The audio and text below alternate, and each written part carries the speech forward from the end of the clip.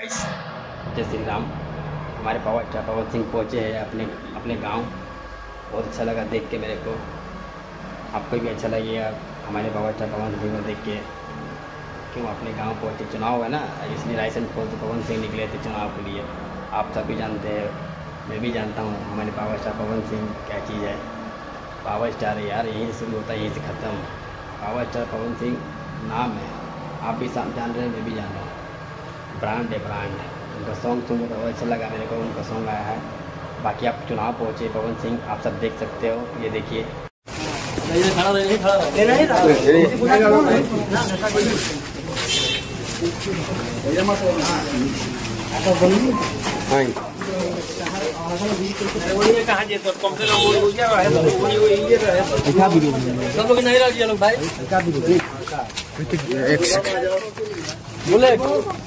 Bullet सब लोग रोक देना है।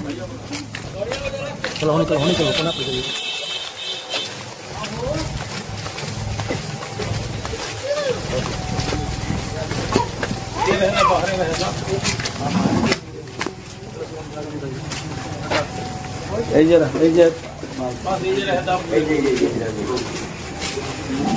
गाइस आप सब देख चुके हैं हमारे पावर स्टार पवन सिंह अपने गांव गए थे।